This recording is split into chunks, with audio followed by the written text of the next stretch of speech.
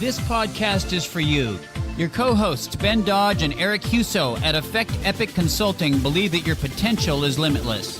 Tapping into this potential is how you can affect epic results in your life, relationships, and business. Welcome to the Principles of Epic Growth. Good morning, brother. Eric, how are you, man? I'm great. Thank you. So, listen, I know that we're both excited about today. Yes, very much so. But I'm more excited than you. So, hey, guys, everyone listen out there. Today is really pretty an incredible topic. Eric was able to participate in the Millennial Choir Orchestra here in town, and same with my wife. She has been, I think, violinist there for 3 or 4 years now. And Eric, you play the trombone. Yep. And the reason we're going to talk about it is because it is one of the greatest demonstrations of leadership and excellence and commitment that you can literally behold. The way that whole program is run through the director, Brandon Stewart. I mean, he is like a god amongst men, really, in the music world. And the fact that he just hangs out in the East Valley sometimes and does this is beyond me. You know, he can probably go wherever he wants to. I think he's a Juilliard graduate, if I'm not mistaken. Yeah, he is. So we're going to talk about that. And I got some questions for you because you just experienced this. And for anyone who's been a part of this, you know, particularly under his tutelage or leadership, I'm sure, and I don't know because we haven't totally discussed this at all, but I'm guessing that you're going to have some pretty life-changing experiences, and it'd be nice to peel those back and check it out.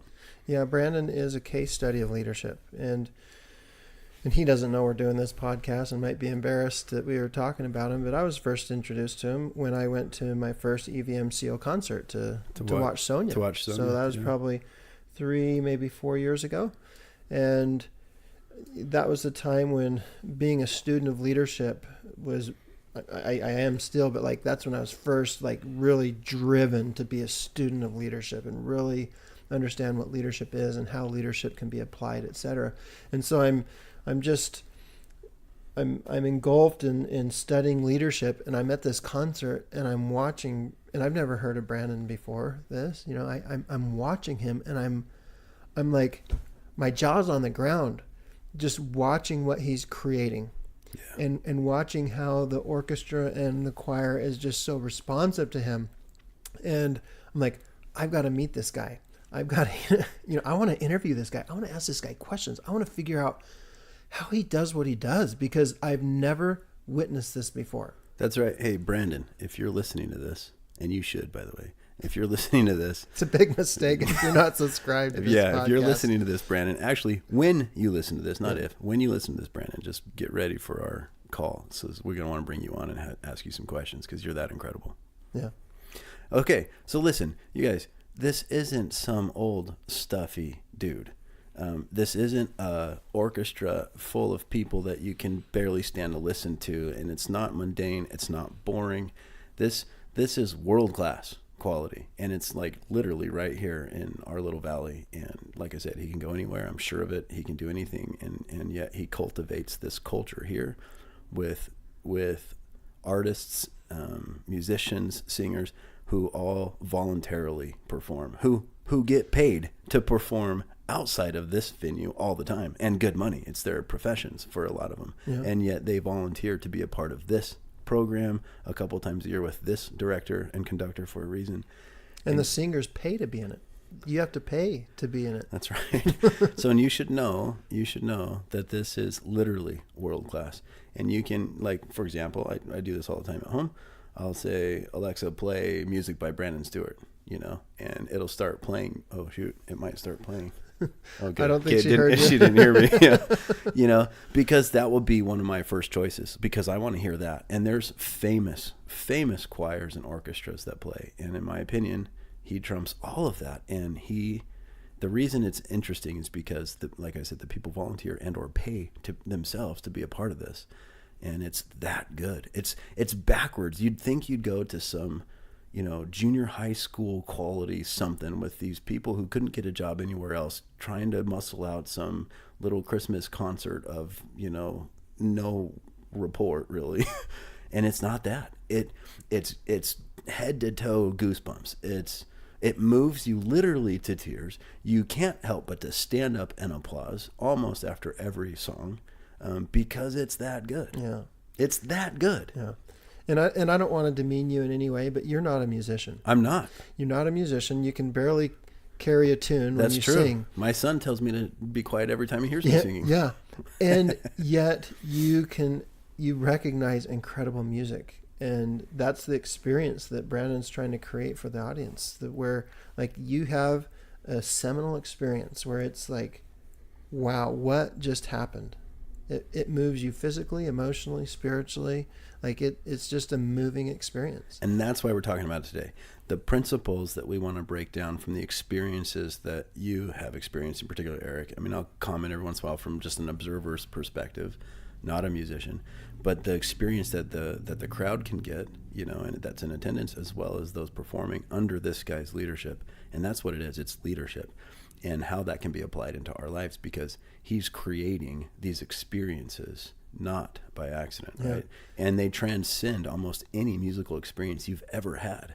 And you would not expect that from just, you know, a bunch of volunteers, so to speak. Like look, I don't know how to say it, but he's just that incredible. So Sonia, your sister, she's been playing since she's 3, I think, violin. Mm-hmm. And she's very good, right? Like, I mean, very good.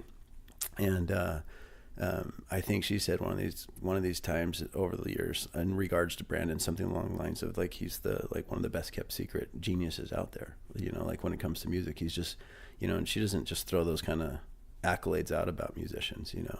She appreciates all musicians, but she's very good, and she's got high standards, and she would, you know, cut off her arm to play for him, right? Yeah. Because he's so good. And sometimes her arm feels like falling off after she plays for him. It's rigorous. And so anyways, he's just that great, and he happens to be here. And we are going to have to bring him on. Yeah, that's just, listen up, Brandon, you're coming. So let's talk about it. What is it? What is it about the excellence that you feel when you're a part of it? Like, why do you feel that that's there? Like, what makes that so different? Well, let's go back to when I was in the audience. So when I'm in the audience, like, my trombone really has been collecting dust for 20 years. So I had a scholarship to ASU. I played at ASU, and then I taught private lessons. And then when I started my master's degree, I stopped teaching privately, and my trombone basically pretty much, except for an occasion here or there, stayed in the case for 20 years. And I go and I hear this experience 4 years ago, and I'm like, I got to be a part of that. Like, I want to be a part of that. And that's the thing about excellence is so attractive. Excellence is a magnet. And I asked Sonia, you know, what's that like being in there? And she's like, oh, you got to do it. You got to do it. And ultimately, it took me 4 years to finally bust it out and audition, right?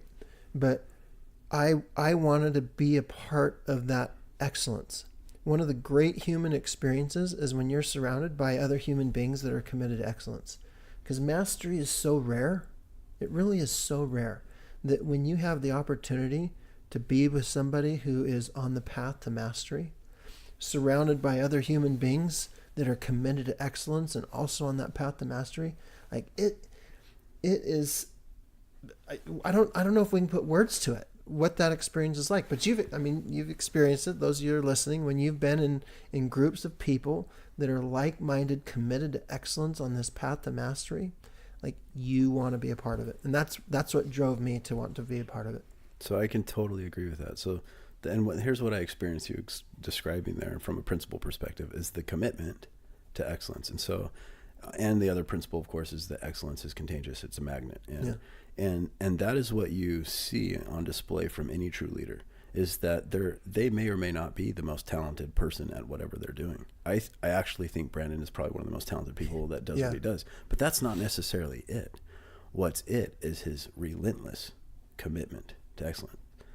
It is relentless. And it's relentless. And he does not budge on those standards. He's, as far as the stories I've heard, right, from what he demands of you, both choir and orchestra performers, you know, he does not give on those standards. He doesn't bend them. He expects the excellent from you, excellence and in every aspect, from how you appear, from your dress standards to how you play. So much so that I think he's even said at times, at practice at least, if you've not been prepared for this with the music and practice on your own time, and you're going to mess up our practice, and those aren't the words he uses, but he does say, don't play. He'll tell the musicians, if you don't have this down, then don't play right now. I'd rather not hear you. Yeah. Right? But he's not rude about it. He's just relentless in his commitment to the excellence. And how does that translate to you as a performer when you feel a relentless commitment to excellence? Do you resent that, or do you gravitate towards it? How does that work? Well, I can only speak for myself. I can imagine there might be somebody who might resent it, but that would be somebody who's not committed to excellence, and that would be somebody that wouldn't be in his organization. Exactly. I doubt it. You have to choose it, right? You choose it, and it's an honor to be a part of it. And so for me, that commitment to excellence just puts me on the edge of my chair, right? It just, like, I don't want to make a mistake. I don't want to miss anything. And so it just puts me on the edge of my chair. It puts me in a status of, like, I want to be my very best. And you're literally sitting on the edge of your chair right now. Yeah. Like, as he's talking I'm about it. I'm demonstrating it, brother. I'm demonstrating As it. he's talking about it, guys, he's moving to the edge of his chair. He's getting all keyed up here. Yeah, that's it. I would argue that from sitting out in the crowd, you can see and you can feel it, and it's intangible, but it's there. And that commitment to excellence, like, I don't think there's anybody there that resents it, because they don't fit into that culture, and he won't want them there, and they won't want to be there. No. And so it is so contagious. And what it appears to be, through what I've experienced with Sonia and you, and then just as an observer, is that the people rise to that, right? Yeah. So that's, as a leadership principle, that's really key to understand. You may or may not be the most talented. That's fine. In fact, the humility to acknowledge that you probably aren't the most talented person, that's another leadership quality there. But to have, notwithstanding your particular individual talent, your commitment to excellence can be unwavering, and should be. It should be relentless. Yeah. Especially if you're not the best at what you're doing, right? So a commitment to excellence is one of the first fundamental principles, I think, that the whole, EVMCO, I think is the shorthand for it, that the whole organization that Brandon has under his leadership is built on, is his commitment to excellence. I mean, above all, I think that would be the trait that I see permeating through everything. Is that a fair absolutely. statement? And Brandon has never wavered from that. And EVMCO has been around for like 11 years, right? And I'm sure when he first started, there was some resistance. Hey, you're too tough. You're, lighten up a bit. Try to, let's just have some fun here. But Brandon was relentless, and I love that word that you used to describe it, relentless in that commitment to excellence. And it just grew and grew and grew. I can remember I had a student that was in EVMCO. This is probably 10 years ago. So this is maybe the first year that it was around, first or second year. And I remember she was begging me to go, and I couldn't go. I was too busy. I had too many things. But like, she was begging me to go to it. Now you can't get a ticket to it. It sells out in 1 to 2 hours. Yeah. For those of you that don't know what we're talking about, this choir concert, you have to stock the website months in advance, and it sells out in 1 to 2 hours. Yeah. That's the power of what you get to experience. And so for those of you that are trying to build a culture of excellence in your organization, it requires relentless commitment. Like, you start it, and you'll have resistance, and it's not going to be easy, and you'll attract certain people, and then they will attract certain people, and they'll attract certain people, and then pretty soon you've got this organization that as a whole is committed to excellence. I agree. So through that lens, everything else will make sense when we put it that way. Through that lens, if we look at the commitment to excellence as the lens that we're going to talk about everything else through. For example, how do you see his commitment to excellence as a leader permeate into things like practice? The practice sessions you had, the movements that he makes as a physical movements as a conductor on stage. Like, in other words, we're going to start talking about all this, but it's because of his commitment to excellence that he then is, for example, intentional with every practice. Every practice is intentional. Every practice, every minute, like everything is orchestrated. No pun intended there. But he is intentional with every minute. Like, we played the Messiah, Handel's Messiah, and unfortunately for Handel, he didn't see the wisdom in having trombones be a part of the Messiah, and you know, he probably should repent of that, and hopefully Brandon will write a trombone part for future Messiahs to play. But we sat there for an hour, and you know, I hate wasting time. Like, that's like, you know, I always bring something to do in case there's the opportunity that my time would be wasted, right? And during Handel's Messiah, like I listened to it 6 times. There's 6 performances. I'm still, the whole time I'm studying him. I'm looking at him. I'm looking at the other conductor. I'm looking at the other musicians. I'm looking at how they respond to him. I'm caught up into the whole experience and the musicianship and the power and it was just an amazing experience. But going back to your first point of it being intentional, we only practice a couple times as an orchestra. The choirs practice once a week for the whole semester. So let that soak in, you listeners. They practiced a couple times. They didn't even have a dress rehearsal. Right. I mean, that's the excellence that's expected of the orchestra and their commitment as individual performers. I mean, that's, just let that soak in. That's incredible. But here's how intentional Brandon is. We practice all the other pieces. So this is our first practice. We come together on a Saturday morning. We practice all the other pieces. And then he's like, okay, low brass, you don't have any parts on Messiah. Great to be with you. See you next time. And he excused us. Like, that's how intentional he was, that he knew who didn't have a part and excused us. So like, every part of his practice is intentional. He doesn't waste a minute. And yeah, and then you see it also in his conducting. Every one of his movements is intentional, and every movement that he makes evokes a response from the ensemble. So now that's the conductor's job, and typically they have a nice little conductor stick. I don't know what that's called. Is that the name? Conductor stick? Wand? Yeah, like Harry Potter wand going on? I don't know what the heck it is. I'm not a musician. But that's their job, to be intentional with every movement, because that's how they're directing the musicians. So I get that anybody, even the worst conductor, is going to be intentional probably about putting his wand, you know, or stick in a certain direction at the orchestra and waving it a certain way to get them to play notes for a certain amount of time or whatnot, right? I get that. But it's not so with Brandon. No. It's not so. That's what's different. So when he's conducting, his physical movements, when you say they're intentional, describe that, because the people that are listening that haven't been a part of this experience have no idea what you're talking about. So many conductors are merely human metronomes. What's a metronome? Click, click, yeah, click, got click, it. click, click. So you keep it in time, right? Yeah. Just keeping everyone together, keeping everyone in line. And that will produce average to good music. Yeah. Okay? Brandon is no human metronome. No. In fact, every note, every phrase is shaped. Okay? So it is shaped and colored. And he, like, I don't like it when a conductor uses a wand.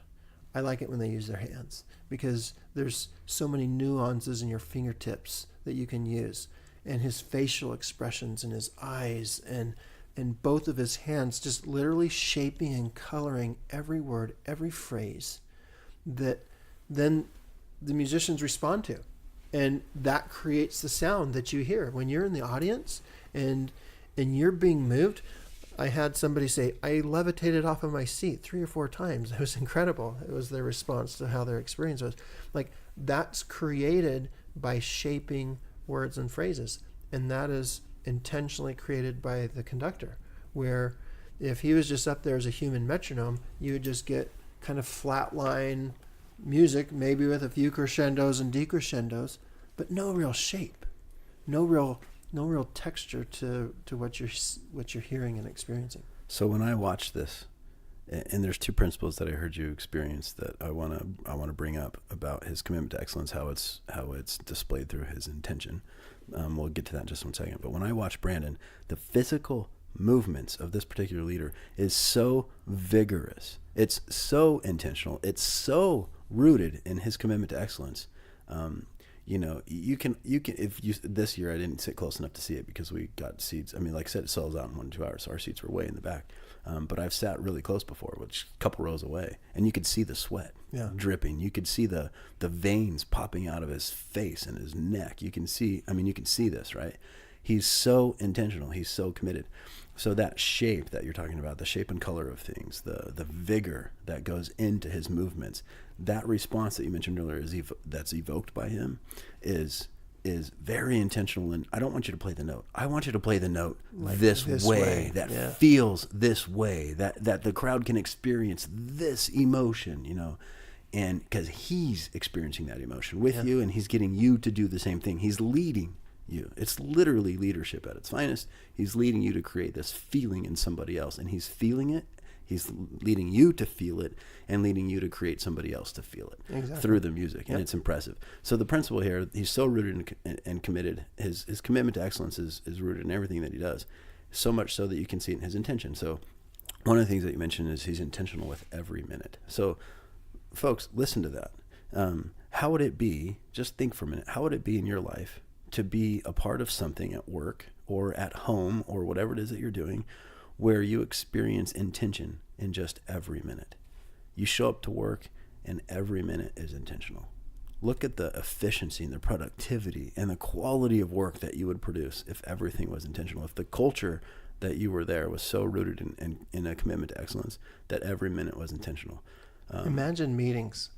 Imagine business meetings, corporate meetings, where every minute was intentional. Yeah. Even the break times were intentional. You're maximizing that. You're building a strong relationship with somebody else who's on break, and you're having a great intentional chit chat. You're not just it just doesn't happen, and you just happen to be there together, whatever, that's fine. But if it was intentional, you might relate to somebody on a whole different level. You might get this project done in a more powerful, meaningful way, whatever. So intentional with every minute. I love it. And then the other one is that he shapes and colors the movements. So in his leadership, he's so committed to excellence that he's intentional about the kind of work that he's creating. Instead of just checking off a to-do list box of whatever that project is today that you have to do at work, be intentional about shaping that project. Don't just get it done. Every project can just be done, but it can also be done in a way where it's shaped and colored by you to create an experience and a feeling in somebody who's receiving that project or whatever. So think about that. You're so committed to excellence that you're not going to just get it done. You're going to get it done in a way where it's shaped and colored to be intentional to create some sort of feeling or experience in somebody else. That's the power of intention as it's rooted in a commitment to excellence. All right. So he's so committed to excellence. It shows in intention. It also shows in what? He's always teaching. Yeah. So what does that mean? He's a master teacher. And it's hard to distinguish leadership and teaching. In my mind, teaching and leadership are synonymous.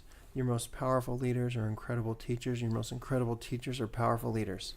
Okay? And he never misses a moment to teach. So in a concert, he's going to take some time and he's going to talk to the audience about some of the music, and he's going to give them things to look for, and he's going to raise the musicianship. He's going to raise the level of intelligence of the audience and the kind of experience that they can look for and then have with our ensemble. He's always teaching. Like he would give us insights. He would share things. And one of the things I remember before our first concerts, he talked to the orchestra and he's like, "Listen, we have 6 concerts, and let's make everyone special, make everyone unique. Like, don't go through the motions. Like, every person that comes is going to come for the first time and only time. And we've got to give them a special, unique experience. We've got to give them a gift." And I saw that in Brandon. And he invited us, don't be complacent. Don't think that you know your music. Don't think that this is the way we're going to play it every time.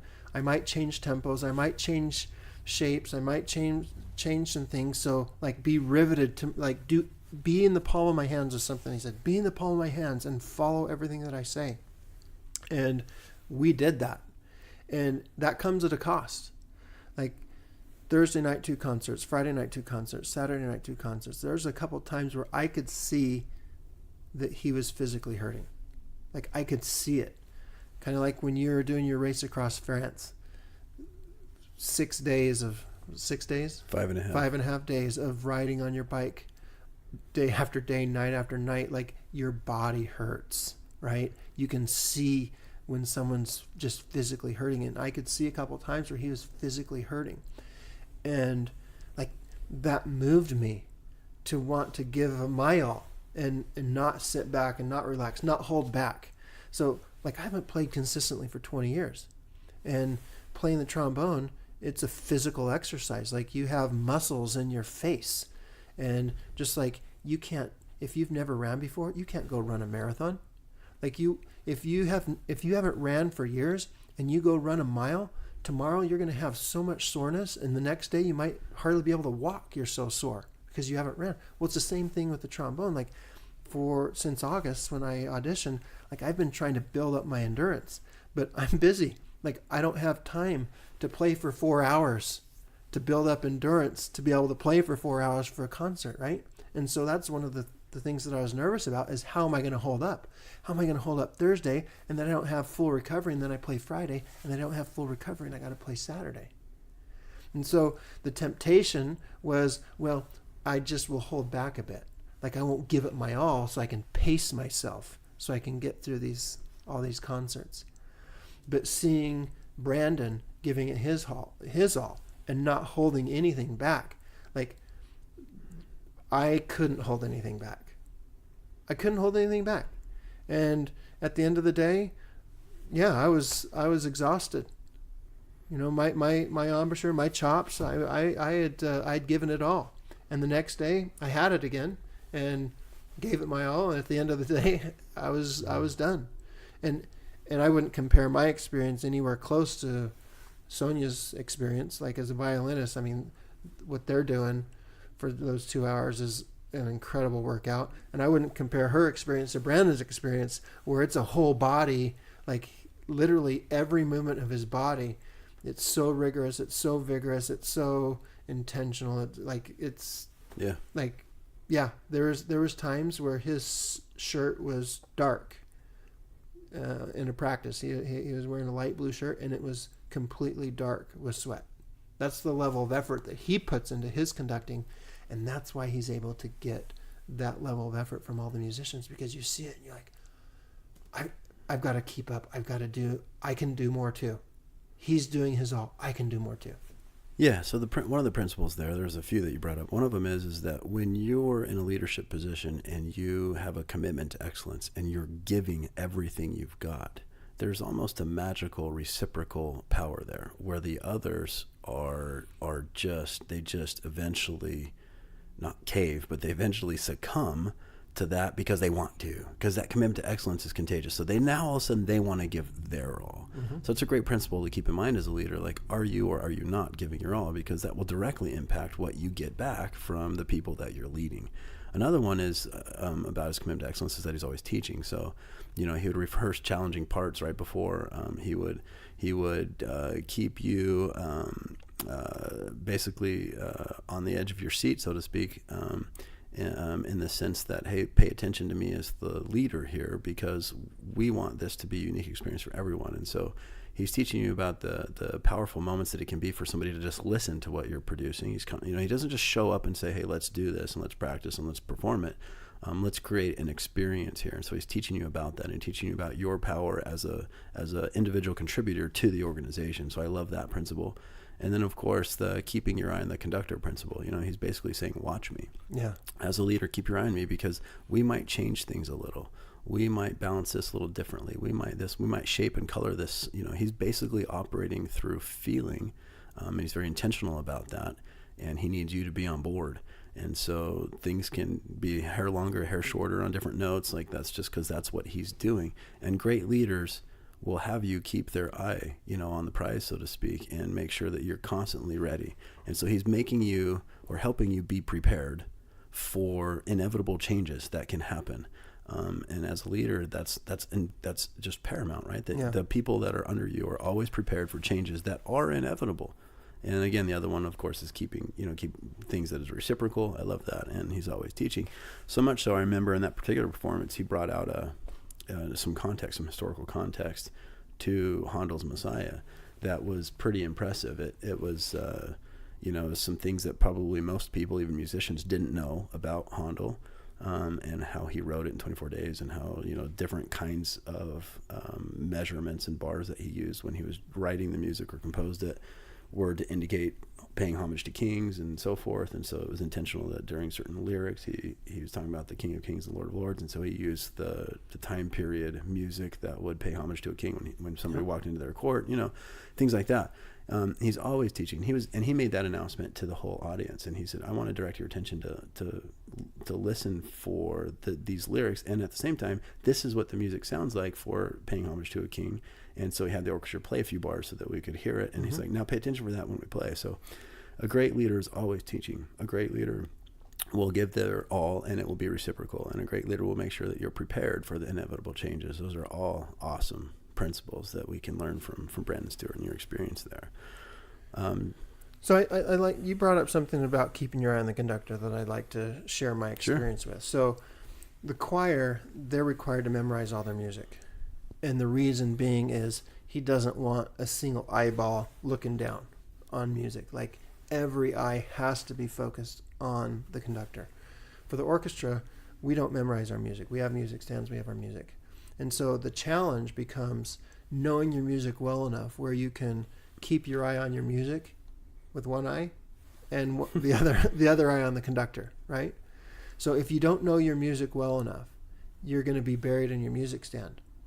The challenge that I found is, like, I thought that I knew my music well enough where I could just not even look at my music and just be looking at him, because he's, his ictus, the downbeat, like he's wanting specific cutoffs, he's wanting notes to land on specific beats, and he's shaping things, and so I'm just like riveted to him. And in one of the concerts, I messed up. I made a mistake. Like, I missed a note, and I'm like, I just beat myself up, like, oh, you freaking idiot. What'd you do? But it was because I was so riveted to him. And this is for an application in business. If great leaders are also great followers. And even if you're a CEO, you're a follower. You have constituents, you have a board of directors, you have somebody that you answer to that you have to keep your eye on. Or you have subordinates who have great ideas that probably are worth following. Right. Yeah, it doesn't have to be somebody above the chain. It could be somebody. Love it. Yeah. Okay. So this idea of balancing, knowing your job, knowing your position, and also still being able to look at the leader and follow the leader and put your job in context of what the leader's asking you to do, and not being so just buried in your job that you miss what the leader's trying to do, or not being so attached to what the leader's doing that you ignore your job and you drop the ball on what you're supposed to do. And so there's a dichotomy there that has to be addressed, where you really need to be able to know your music well enough where you can keep one eye on your music and one eye on your leader, on your conductor. I love it. There's another one that we should talk about, and this is probably one of my favorite things, even from a non-trained musician like myself. What really stands out to me is Brandon Stewart's willingness to innovate, to break norms in the musical world. So he'll take classic pieces and he'll compose music in and around that classic piece to make it better. And it sometimes will break the norms of what you might expect a piece to sound like, but it's phenomenal. Yeah. Right? The way he does it, it's phenomenal. So he's always willing to innovate. He's willing to break norms. And that's cool. And it's really cool to be a part of that, right? Because, you take a standard piece of music that's been played and performed hundreds of times over, years and years and years. And, like, what's going to be different about your presentation of this music? And that's where Brandon, I think, really has a unique gift that he's really developed and used in EVMCO, is he's not afraid to break any norms. He's not afraid to say, how can I make this so special, so unique, so intentional, so me, so personalized that it gives people an experience they've never had before with this piece of music. So he elevates. Application business here is he's not so stuck to whatever traditional expectations are in that industry, that he elevates the experience above what you might expect because he's adaptable and he's willing to innovate and try something new because he knows it works, because he's committed to excellence. So regardless of what the expectation might be on an industry standard, like the piece is always better because he'll put his touch on it. And again, as a person who's not, I'm not the first one to go stand in line and listen to a Mozart concert, right? That's just not me. But I'm the first one to stand in line and go listen to Brandon Stewart. And he'll play things like Mozart and stuff, but he just does it really well. And it's because he's willing to innovate. So the application of business as a leader is be willing to innovate, be willing to break the norms. Whatever the industry standard is doesn't mean that's the best way. That just means that's the way everybody else has been doing it. Right. You should really figure out if the way you're doing your job, whether you're in a cubicle somewhere or whether you run the company, is the way you're doing your job the best way that it can be done? Is there something better? Is there a better way? Is there a better way? Can excellent be more excellence? I think that's something that really drives Brandon is excellence can always be more excellent.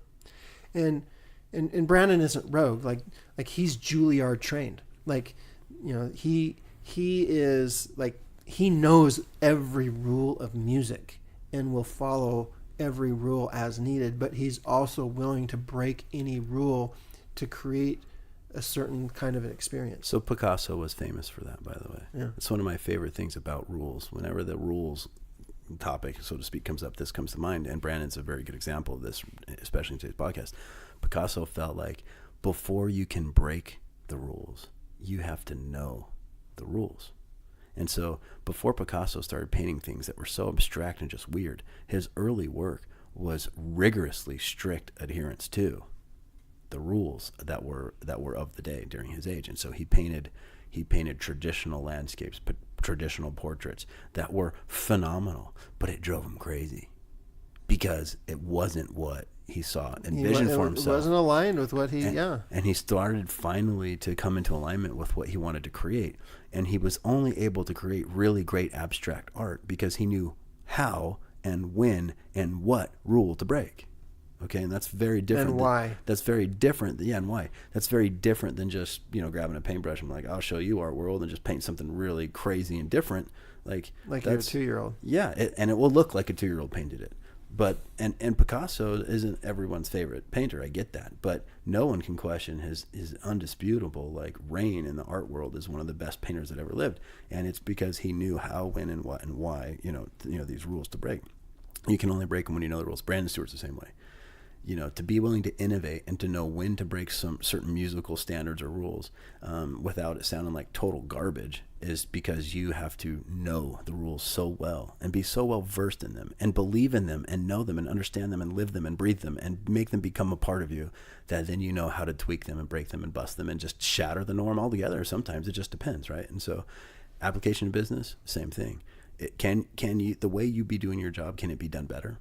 Do you know how to do your job so well that you can know how to innovate it? Or are you just getting by? Are you just punching the clock? Are you just skating by with kind of the minimum of what needs to be done? Are you checking the box, so to speak? Because that's not intentional. That's not a commitment to excellence. Be a leader. Be a leader in your job. Be a leader at your company. Be a leader in your family.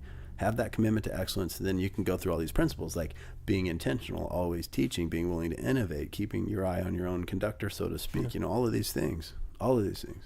And you got to really check yourself. If you're one that tends to break rules, you have to look at your intention behind that and make sure that the intention behind that isn't laziness, isn't insubordination, but that it really is to create excellence, that it really is rooted in excellence and wanting to be very best and wanting to innovate and wanting to create. Yeah. Breaking a rule because you want the brand of being a rebel is stupid. Yeah. I mean, good for you. Go get a tattoo that says rebel on your left arm and, on the other one, a heart-shaped mom or something stupid like that if you want to. If you're going to break a rule because you know how to break it to create excellence, then welcome to the higher standard. Yeah. Yeah. So, hey, everyone, thank you, Eric. I appreciate you sharing your experiences with us about EVMCO and Brandon Stewart. And everyone, seriously, stalk the website, their website. I don't know what it is. Just Google millennial. Millennial choirs and orchestras. Yeah, Google millennial choirs and orchestras. They do sell out within an hour or two, and they have a couple of concerts a year. But we appreciate it. Make sure that you get out there and listen to them. Yeah. Thanks for the comments, questions. We always love the topics. And Brandon Stewart, we're coming for you. Have a great day. Thanks for listening to the Principles of Epic Growth podcast, your path to epic performance and life with incredible growth.